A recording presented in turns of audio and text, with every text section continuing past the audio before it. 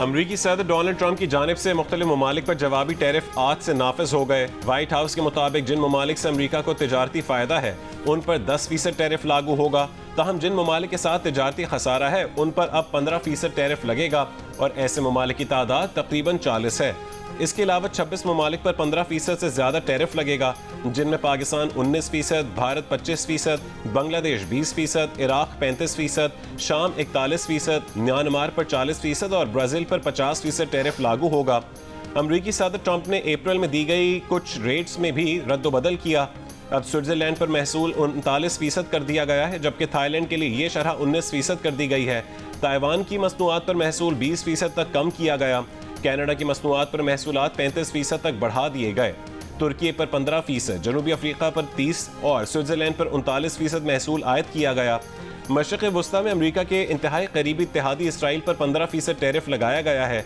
चीन महसूलात के इस मरहले में शामिल नहीं है, जिसके लिए 12 अगस्त की डेडलाइन रखी गई है।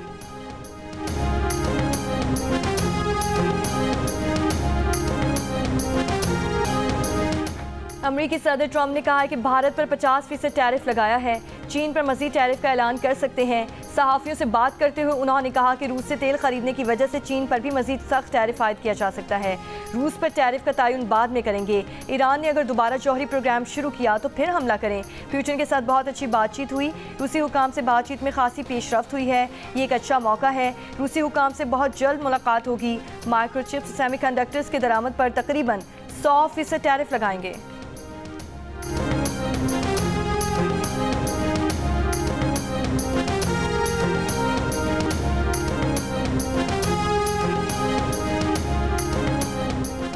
भारतीय अपोजिशन जमात कांग्रेस की मोदी हुकूमत पर तनकीद, कहा कि मुल्क की बेइज्जती हो रही है और मोदी चुप बैठे हैं। तर्जुमान भारतीय वजारत खारजा ने इजाफी टैरिफ के अमरीकी इक़दाम को बिला जवाज़ और गैर मुनसिफाना करार दे दिया। कहा कि भारत अपने कौमी मफादात के तहफ़्फ़ुज़ के लिए तमाम ज़रूरी इक़दाम करेगा।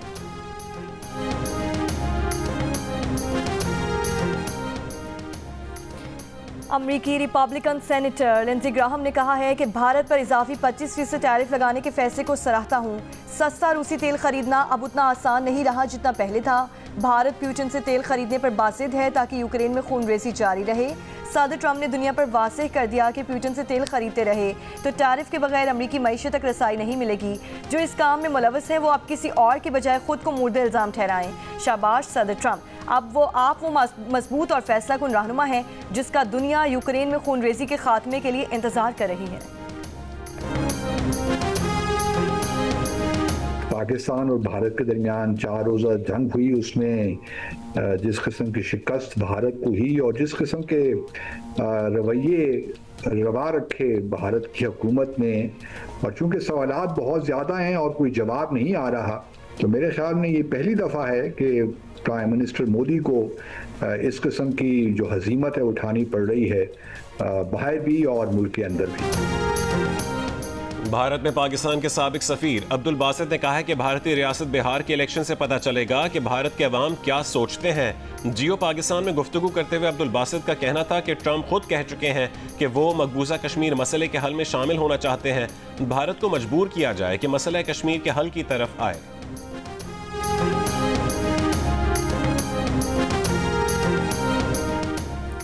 हुंजा में शशप ग्लेशियर का कुछ हिस्सा टूटने से पानी के बहाव में इजाफा हो गया। हसनाबाद के दोनों तरफ ज़मीनी कटाव जारी। कराकरम शाहरा का हिस्सा कटाव की जद में आकर बंद हो गया। ट्रैफिक को कच्चे रास्ते से गुजारा जा रहा है। डेरा गाजी खान कच्चे के इलाके में दरियाई सिंध के कटाव में तेज़ी। कोटचट्ठा, तौसा, गाजी घाट पर कटाव से ज़रई ज़मीन और घर पानी से मुतासिर। इस्लामाबाद में बाज़ मकामात पर रात गए गरज चमक के साथ बारिश। महकमा मौसमियात के मुताबिक आज इस्लामाबाद, बालाई पंजाब, खैबर पख्तूनख्वा और कश्मीर में कहीं कहीं तेज़ बारिश का इम्कान है। कराची समेत सिंध के साहिली इलाकों में मतलब जुज़वी अबर आलूद रहने के अलावा चंद मकामात पर हल्की बारिश या बूंदाबांदी का इम्कान।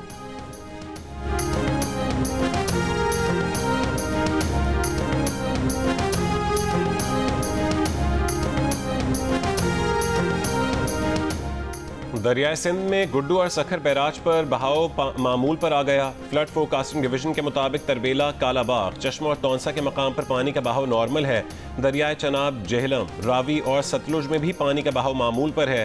तरबेला डैम 96% और मंगला डैम 62% तक भर चुका है।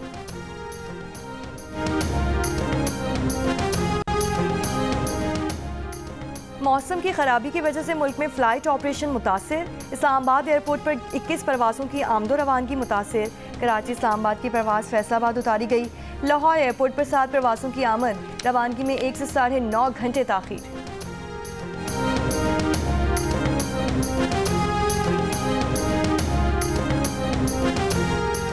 रवा माली साल के पहले महीने में मुल्क का तिजारती खसारा बढ़ गया। इदारा शुमारियात के जारी करदा अदाद शुमार के मुताबिक जुलाई 2025 में तिजारती खसारा 2 अरब 75 करोड़ 20 लाख डॉलर रिकॉर्ड किया गया।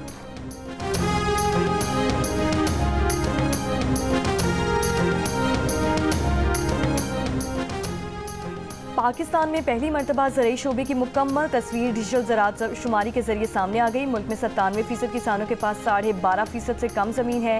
17,000 बड़े ज़मींदारों के पास 100 एकड़ या उससे ज़्यादा रकबा है। ज़राई फार्म्स की तादाद में इजाफा। पंजाब ज़राई सरगर्मियों में सबसे आगे, जहाँ 50 लाख से ज़ायद फार्म्स 3 करोड़ 10 लाख एकड़ पर फैले हुए हैं। जंग और द न्यूज़ में शाह मेहताब हैदर की रिपोर्ट के मुताबिक बारानी ज़मीनों में कमी आई है। 2010 में जहाँ 84 लाख बारानी ज़मीन थी, वो अब सिर्फ 49 लाख एकड़ रह गई।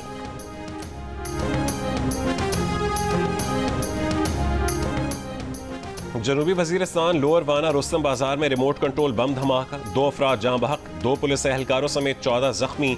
DSP के मुताबिक बम धमाका पुलिस मोबाइल वैन के करीब हुआ। DHQ अस्पताल वाना में इमरजेंसी नाफिज।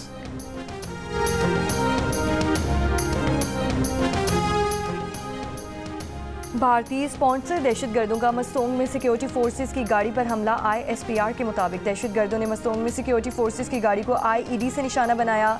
धमाके में मेजर मोहम्मद रिजवान ताहिर समेत 3 फौजी जवान शहीद हो गए। शोहदा में नाइक इब्ने अमीन और लांस नाइक मोहम्मद यूनुस शामिल। सिक्योरिटी फोर्सेस के क्लियरेंस ऑपरेशन में 4 दहशतगर्द मारे गए। 31 साल के मेजर मोहम्मद रिजवान ताहिर शहीद का ताल्लुक नारोवाल से था। 37 साल के शहीद नाइक इब्ने अमीन जिला सवाबी के रिहायशी थे। 33 साल के शहीद लांस नाइक मोहम्मद यूनुस का ताल्लुक जिला करक से था।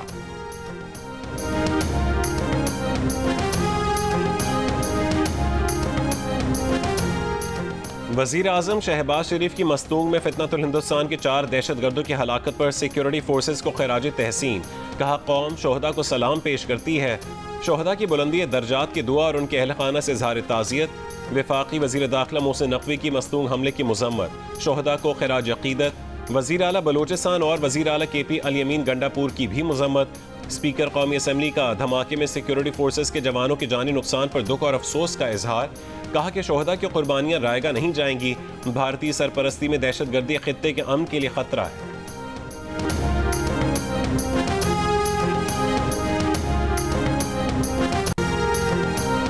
इस्लामाबाद हाई कोर्ट ने PTI रहनुमा सलमान अकरम राजा की हिफाजती जमानत मंजूर कर ली।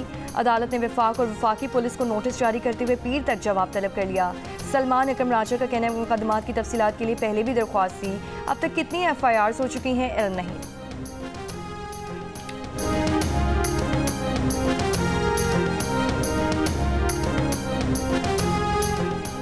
मुशीर इत्तलात खैबर पख्तूनख्वा बैरिस्टर सैफ का कहना है कि पायदार अमन के क़याम के लिए अफगानिस्तान से बातचीत नागुज़ीर है। मकामी जरगे भी क़याम में अमन के लिए अफगानिस्तान से मुज़ाकरात की सिफारिश करते हैं। अफगानिस्तान को एतमाद में लिए बगैर सूबे में क़याम अमन मुमकिन नहीं है। उन्होंने कहा है कि अमन के क़याम में अफगानिस्तान एक अहम स्टेक होल्डर है। वज़ीर आला की सरबराही में मकामी जरगों का सिलसिला जारी है। मकामी जरगों का सिलसिला अगले हफ्ते तक मुकम्मल कर लिया जाएगा। मकामी जरगों के बाद ग्रैंड जरगा मुनक्किद किया जाएगा।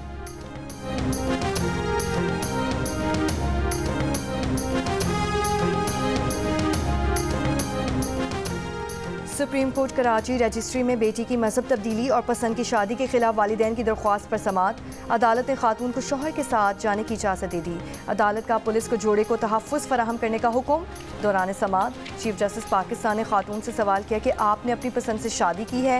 आपके वालिद का कहना है कि दबाव के तहत ज़बरदस्ती आपका मजहब तब्दील करवाया गया। खातून ने जवाब दिया कि अपनी मर्जी से मजहब तब्दील किया, शौहर के साथ खुश हूँ, केस करते रहते हैं, धमकियां देते हैं। चीफ जस्टिस ने कहा कि अब कुछ नहीं होगा, कोई धमकियां नहीं देगा।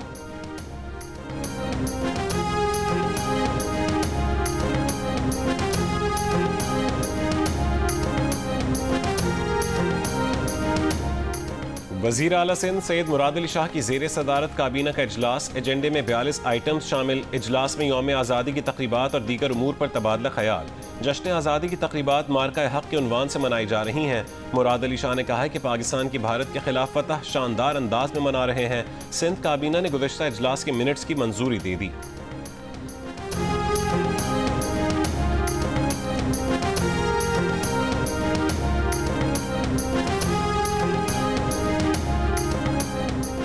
सिंध हाई कोर्ट में CEO के इलेक्ट्रिक मोनस अलवी के सूबाई मोहतसिब की सज़ा के खिलाफ दरख्वास्त। मोनस अलवी ने 25 लाख रुपए जुर्माने की रकम नासिर सिंध हाई कोर्ट के अकाउंट में जमा करवा दी।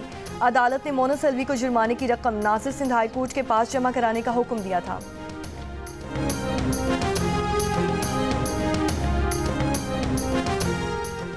ज़मीनी रास्ते से ज़ायरीन के करबला जाने पर पाबंदी के खिलाफ मजलिस वहदतुल मुस्लिमीन का कराची में मार्च आर्जी तौर पर रोक दिया गया। गवर्नर सिंध कामरान टिसोरी की रात को MWM के सेक्रेटेरिएट आमद। कहा कि MWM ने फिलहाल मार्च को मौखर किया है। आज दोपहर को फिर मुलाकात होगी जिसमें मामलात हल होने की उम्मीद है। अमरीका में वज़ीर दाखिला मोहसिन नकवी से बात हुई। मोहसिन नकवी ने कहा है कि सिक्योरिटी खदशात हैं। वज़ीर मुमलिकत दाखिला तलाल चौधरी से भी बात हुई। इराक़ी वीज़े की मुद्दत बढ़ाने की भी कोशिश करेंगे। इजाफी परवाज़ों की बात करेंगे। हुकूमत से फ़ज़ाई टिकट में रियायत की दरख्वास्त करेंगे। अल्लामा इकबाल रिजवी ने कहा है कि ज़मीनी रास्ते पर पाबंदी लगाकर मुतबादिल इंतज़ाम करना चाहिए। यकीनी बनाना है कि ज़ायरीन का मसला हल हो, वो करबला पहुँच जाए।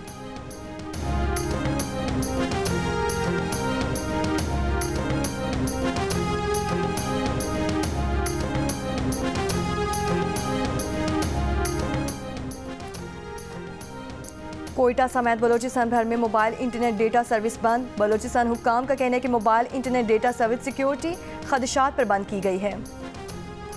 इस्लामाबाद जिले इंतजामिया की जानिब से बाजों की फरोख्त और इस्तेमाल पर पाबंदी। इस्लामाबाद के तमाम स्टॉल से बाजे कब्जे में लेने का फैसला। DC इस्लामाबाद की अफसरान से फील्ड में जाकर फौरी कार्रवाइयाँ यकीनी बनाने की हिदायत। कहा कि जिस एरिया के स्टॉल से बाजे बरामद हुए मुतालिका अफसर जिम्मेदार होगा। कार्रवाइयाँ यौम आज़ादी तक यौमिया बुनियादों पर की जाएँ।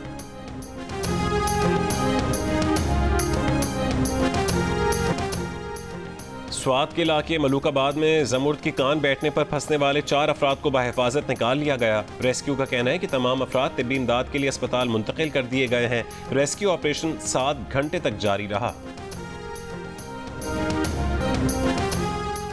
इसराइली फोर्सेस के सुबह से जारी हमलों में मजीद 23 फ़लस्तीनी शहीद हो गए, जबकि गुज़श्ता रोज़ के हमलों में 18 इमदाद के मुतलाशियों समेत 44 फ़लस्तीनी शहीद हुए। गजा की वजारत सेहत के मुताबिक भूख और ग़िज़ाई क़िल्लत से अमवात की मजमूई तादाद 193 हो गई। अक़वाम मुत्तहिदा ने खबरदार किया है कि इसराइली मुहासरे के बायस ईंधन की क़िल्लत ने अस्पतालों में 100 से ज़ायद नौज़ायदा बच्चों की ज़िंदगियाँ ख़तरे में डाल दी हैं। फ्रांसीसी मीडिया ने 2 साल के दौरान गजा में होने वाली तबाही के मनाजिर जारी कर दिए।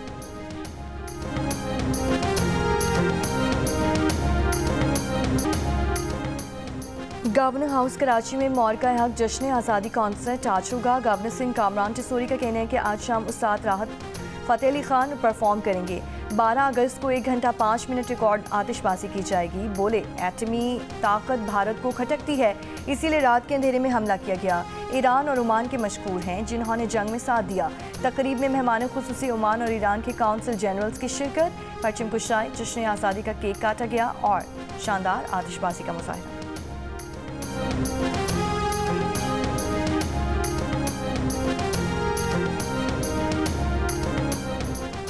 फिलिपाइन के शहर मनीला में कच्ची आबादी के इलाके में आग लगने से 1500 घर मुतासिर हो गए। आग लगने के बायस 3 अफराद जख्मी हो गए। रेस्क्यू टीम ने बर वक्त आग बुझाकर लोगों को महफूज मकाम पर मुंतकिल कर दिया। आग लगने की वजह ताहाल मालूम नहीं हो सकी।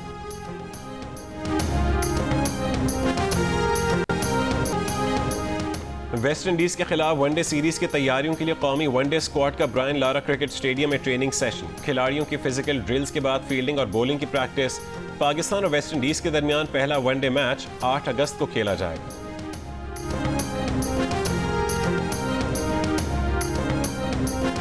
सदर पाकिस्तान हॉकी फेडरेशन तारिक बुगची ने कहा है कि एशिया कप में अदम शिरकत के फैसले पर किसी से बात नहीं हुई। हॉकी इंडिया कैसे कह सकती है कि हमने एशिया कप खेलने से इनकार किया है? हमारी जगह बांग्लादेश को दावत देने का हमें इल्म नहीं।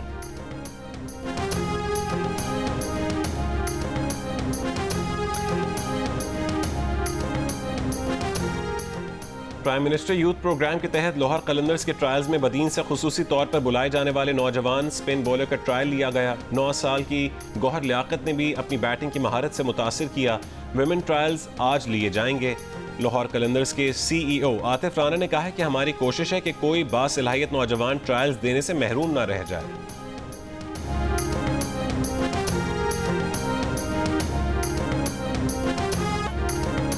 मारूफ पॉप गुलकार आलमगीर ने अताउल्लाह ईसा खेलवी का मशहूर गीत गाकर यादें ताज़ा कर दी। वीडियो वायरल हो गई।